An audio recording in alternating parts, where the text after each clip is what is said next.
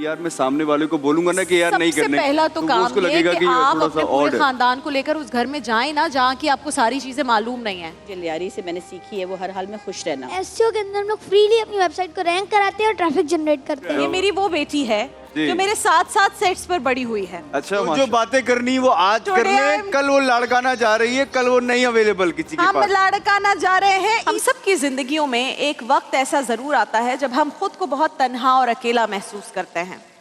ये कैफियत वैसे तो टेम्पररी होती है। हम अगर चाहें तो सब्र के साथ और यकीन को अपना सहारा बनाकर बहुत इजीली इस कैफियत से निकल सकते हैं।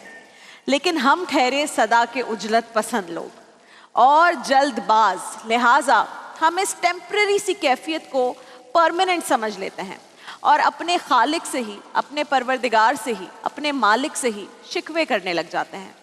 हम ऐसा इसलिए करते हैं कि हमारे शऊर और लाशऊर में कहीं ना कहीं ये बात आ गई है और हमें ये सोच जो है वो रासिख हो चुकी है कि ये दुनिया दारुस सुकून है, ये दुनिया राहत का ठिकाना है और हम यहाँ पर सिर्फ और सिर्फ आराम और ऐश के लिए आए हैं। कोई दुख और तकलीफ हमारे पास से गुजर नहीं सकती। हालांकि सूरह बलद में अल्लाह ताला ने कसमें खा खा कर एक बात फरमाई। अल्लाह ने फरमाया, तर्जुमा मैं आपके सामने रखूंगी, कि मुझे इस शहर की कसम ए हबीब मुकर्रम, इसलिए कि आप इस शहर में तशरीफ फरमा है। फिर फरमाया, और सबके बाप यानी आदम और उनकी औलाद की कसम।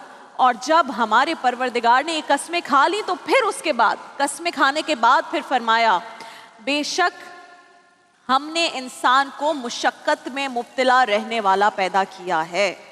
आपने कहा कि अल्लाह ताला कहते हैं कि जो मुझसे डरेगा उसके लिए कामयाबी है। अब डरने के अंदर फिर मुझे समझ आई बात कि वो सारी चीज़ें आ जाती हैं कि फिर तो मैं कोई गुनाह ना करूँ। हाँ, क्योंकि अल्लाह ताला हर वक्त देख रहे हैं।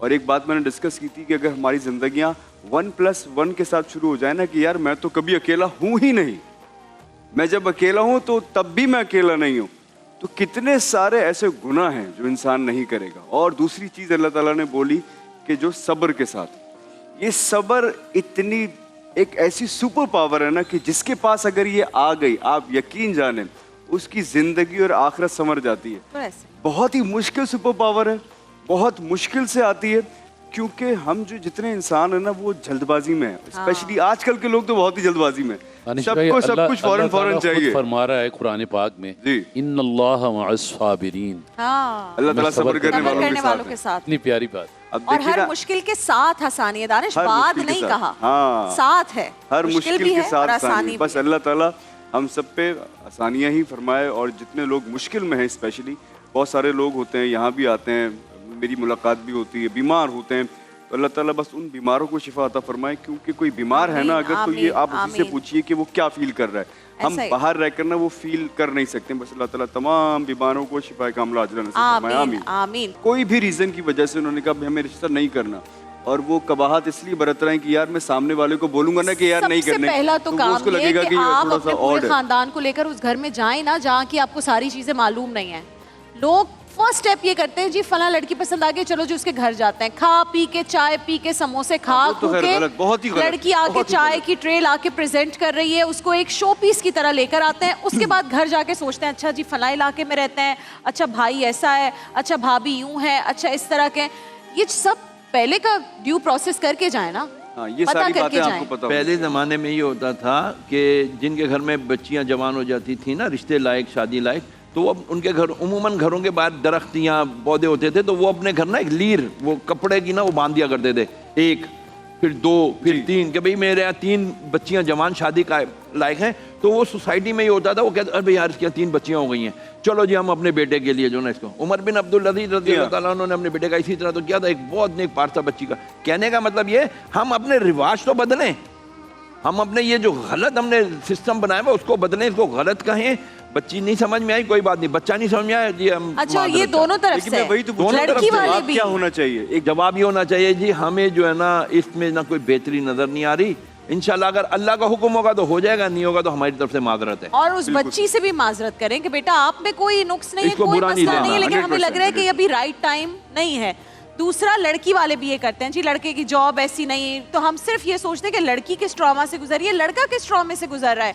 आपको लड़का चाहिए जवान, बिल्कुल जी अभी अभी जवान हुआ 24-25 साल का, लेकिन आपको चाहिए उसका घर भी अपना हो, उसके पास गाड़ी भी जो है बड़ी हो, सब कुछ उसके पास हो, लेकिन लड़का आपको जवान चाहिए। कैसे पॉसिबल है ये आजकल के हालात में? तो थोड़ा सा आप लोग दोनों तरफ से हमें देखना होगा।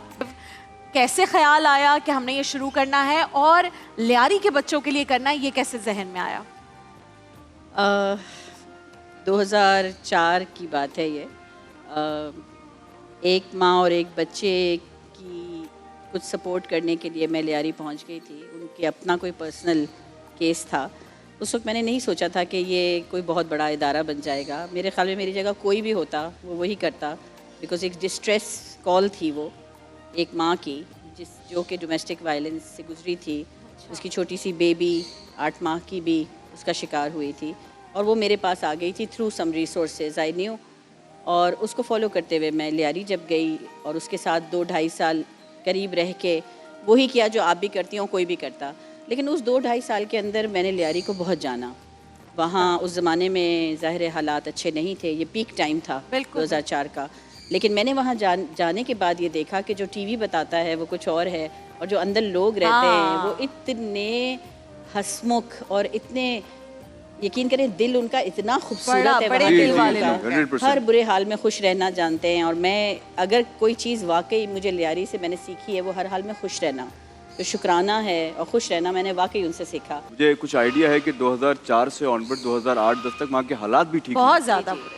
ये तो कमाल की बात की थी आप जी, मगर वो सफ़र तो वहाँ के आम रहने वालों ने किया ना। अब हालात बुरा करने वाले लोग 10% होते हैं, मगर जो 90% फैमिलीज़ हैं वो बहुत अच्छी फैमिलीज़ हैं। मैं भी कुछ लोगों को जानता हूँ वहाँ पर, जैसे मैं जिन प्रोडक्शन हाउसेस के साथ काम करता हूँ तो वहाँ जो साउंड इंजीनियर्स और जो बच्चे क्रू के अंदर होते हैं उनसे मेरी दोस्ती होती है। तो बहुत सारे बच्चे जो हैं वो लियारी में रहते हैं और इतने टैलेंटेड बच्चे, बहुत टैलेंटेड, बहुत स्वीट, उनके कमाल के लोग कोई होते भी हैं। चीज़ रख दें, they are ready to make that thing into a diamond। इस वक्त जो लियारी का एक इमेज लोगों को दिखाया जाता है कि लियारी में तो ऐसे लोग रहते हैं, लियारी में लियारी मत जाना, ये हो जाएगा वो हो जाएगा, this is what we show everyone. और अब पड़ोसी मुल्क ने एक मूवी बना दी कि जी लियारी में ये सब कुछ होता है। लियारी का बच्चा क्या बताएगा लियारी के बारे में? What is Lyari for you? Lyari for me, मैंने तो वो सब नहीं देखा जो मतलब मेरी मम्मा ने देखा, मेरे बाबा ने देखा, मेरे नेबर्स ने देखा या जो सभी माँ ने देखा। पर मैं ये कहना चाहती हूँ जो कुछ मैंने सुना लियारी के बारे में, उन सबको बिल्कुल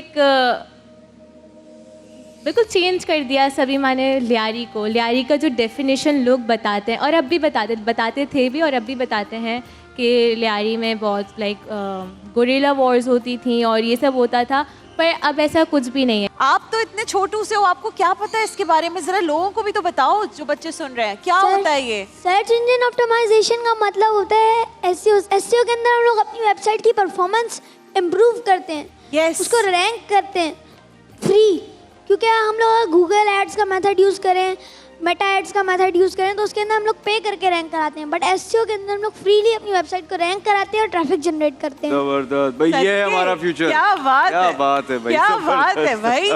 आपकी अगर वेबसाइट है, अगर जैसे आपकी बैग्स की वेबसाइट है और किसी को आपकी वेबसाइट से ही आप चाहते हैं बैग खरीदें, तो जब वो सर्च करेंगे बेस्ट बैग इन कराची, अगर आप चाहते हैं कि आपकी वेबसाइट टॉप पर आए तो आप एसईओ करवाएंगे अब्दुल हादी से। अब्दुल हादी, प्रोफेशनली शुरू कर दो ये काम। When are you starting your SEO? Professionally कर रहे हो वैसे? यस, मैं इंटर्नशिप कर रहा हूँ डिजिटल जीरो के साथ। मैंने इंटर्नशिप कर रहा है, इतना छोटा। मैंने ऑडिट रिपोर्ट बनाई थी केरल की वेबसाइट की। भाई माशाल्लाह। हमने अपॉर्चुनिटी दी इंटर्नशिप की डिजिटल जीरो के साथ। जबरदस्त। So you did your internship already or you're doing it अभी? Yeah, I'm in the internship, doing internship. You're doing your internship. So what are your plans after the internship? Company अपनी खोल लोगे? अभी freelancing के plans हैं फिलहाल, and अभी मैं अपनी वेबसाइट के ऊपर काम कर रहा हूँ, उसको रैंक करवाना है। भाई मुझे ये बताओ, तुम्हें अपने बिजनेस के लिए जब भी इन्वेस्टमेंट चाहिए हो तो राबिया आपी को बोल देना, सही है? राबिया आपी को पता चल गया है कि बहुत पैसे आने वाले। कौन सा ग्रीन का जो प्रोग्राम था जिसमें ये आकर प्रेजेंट करते थे, शार्क टैंक करते हैं आज। प्रेजेंट करो अपना बिजनेस, हम इन्वेस्टमेंट करते हैं भाई। कितने की इन्वेस्टमेंट चाहिए आपको? अभी तो मैं इन्वेस्टमेंट थोड़ी बहुत मैंने की थी। कितने की थी? 3,000 तक की थी अभी मैंने डोमेन एंड होस्टिंग पे अपनी वेबसाइट के लिए। सही है। फिर अब ज्यादा अगर करवाना हो तो Yes. कितने की इन्वेस्टमेंट? ऐसे अंदाजन 10,000, 50,000, 1 लाख? 10,000 तक अभी जो आगे के प्लान है तब वहाँ तक होगी। 10,000 की इन्वेस्टमेंट चाहिए तुम्हें सिर्फ? चलो 10,000 हमने इन्वेस्ट किया आपकी कंपनी में। पहली इन्वेस्टमेंट 10 साल के बाद 10,000 जो होंगी वो कितने हो जाएंगे? 10,000 के ऊपर मुझे कितना प्रॉफिट दोगे? अभी वो वेबसाइट रैंक होने पे डिपेंड करता है। चलो हम तुम्हें 10,000 की पहली इन्वेस्टमेंट देते हैं। उन्हें हैं वो आज बेटी सारे है। बच्चे, दानिश, इतने प्यारे बच्चे। ये हुरैन, हुरैन। ये मेरी वो बेटी है जी। जो मेरे साथ साथ सेट्स पर बड़ी हुई है। अच्छा माशाल्लाह। जब मैंने पहली ट्रांसमिशन की थी तब हुरैन छोटी सी थी, हुरैन 2-3 इयर्स की होगी ना उस वक्त। और फिर मैं तो बड़ी नहीं हो रही, हुरैन बड़ी हो रही है। और You are हरीम not भी आई what? है। अस्सलाम वालेकुम। I'm going to Larkana, so I'm not coming. Today, this is my last day. I बता am दिया coming. उसने। So I have done all the packing. तो जो बातें करनी वो आज Today कर ले। I'm- कल वो लाड़काना जा रही है, कल वो नहीं अवेलेबल किसी के हम पास। लाड़काना जा रहे हैं, ईदी आज ही दे दो। Eidi, अगर हम लाड़काना जाने के लिए थोड़ी देर के लिए आपको रोके तो कितने पैसे चार्ज मेरी करेंगी? ईदी लाओ भाई, this is आयरा the की ईदी लाओ last यार। day. I am coming This is my tomorrow. last day. And other next Ramzan after. But why are you going to Larkana? And why are you suddenly talking in English? Excited to go to Larkana. वो भाई उसको बहुत भाई excited Larkana में ईद मनाएंगे ना, अभी कराची में क्या करना है? लाड़काना में ज्यादा मजा आएगा। सुरैन, ईद की शॉपिंग हो गई? माशाल्लाह बहुत ही cute है। बताओ माइक में क्या क्या लिया अभी तक? मैंने स्लीपर्स लिए, ड्रेस लिए, इयररिंग्स लिए, नेकलेस लिए। हुरैन, हर ब्रांड के शूट में तो तुम खुद होती हो, तो वो ब्रांड्स वाले भी तुम्हें मुफ्त में दे देते होंगे कपड़े? बिल्कुल ऐसा नहीं होता। ब्रांड्स वाले नहीं देते मुफ्त में कपड़े? पीआर दे देते लेकिन प्यार free दे नहीं मिलता। हम नहीं देंगे प्यार, हम सिर्फ प्यार देंगे। वी बिलीव इन प्यार, नॉट पीआर। मैं बहुत प्यारी लग रही हूँ नहीं तो आप आपको। रोजाना प्यारी लगती है फबिया, माशाल्लाह। क्या बातें कर रही हो विस्पर करके? ईद के कितने कपड़े लिए ये बताओ? 12 oh my God, 12 days of 12 Eid? days of Eid, इतने सारे दिन? इतने सारे कैसे हो गए भाई? एक दिन में कितने पहनोगी? अगर 3 दिन में भी डिवाइड करें हम तो कितने 4 ड्रेसेस पहनोगी? तो फबिया एक क्या दिन। सुना रही है आज हमें? ईद के बारे में सुनाएगी कुछ? चलो सुनाओ, क्या सुनाना है? म्याऊ म्याऊ म्याऊ म्याऊ बिल्ली करती म्याऊ म्याऊ बिल्ली एरी। म्याऊ म्याऊ म्याऊ म्याऊ बिल्ली करती म्याऊ म्याऊ दूध दिखे तो चपट कर जाती, चूहा दिखे तो भागती जाती। चूहा दिखे तो बिल्ली भाग जाती है? हाँ। ये तो बड़ी डरपोक बिल्ली है। नहीं नहीं, चूहा भाग जाता है बिल्ली को नोज देख के। कटवा दी हमारी। टॉम एंड आपको- जेरी किस किस ने अच्छा, देखा है? चलो हम एक सवाल पूछते हैं। एक मुहावरा है, उसको मुहावरा है नाक कटवा दी। इसका क्या मतलब होता है? नाक कटवा दी यार, तुमने मेरी नाक कटवा दी। इसका क्या मतलब होता है फबिया? तुमने मेरी नाक कटवा दी। काशिफ, सुनाओ बेटा। चन्नू मन्नू थे दो भाई, रसगुल्ले पे हुई लड़ाई। चुन्नू बोला मैं खाऊंगा, मन्नू बोला मैं खाऊंगा। झगड़ा सुनकर मम्मी आई, दोनों को एक चपेट लगाई। आधा खाओ चुन्नू बेटा, आधा खाओ मुन्नू बेटा। अब से झगड़ा कभी ना कहीं ना आपस में मिलजुल के रहना। जबरदस्त। इसलिए हम कहते हैं आपस में लड़ाई मिलजुल लड़ाई के माफ रहना। करो, अल्लाह का घर साफ करो। जी गिव मी ईदी। महरीन ईदी ले आ, मेरी बहन ईदी ले आ, कोई कड़क कड़क नोट 1000 का ले आ, कोई 2000 ले आ। देखिए महफिल रमज़ान लाइव ट्रांसमिशन रोज़ाना दोपहर 2 बजे से सिर्फ ड्रीम एंटरटेनमेंट पर।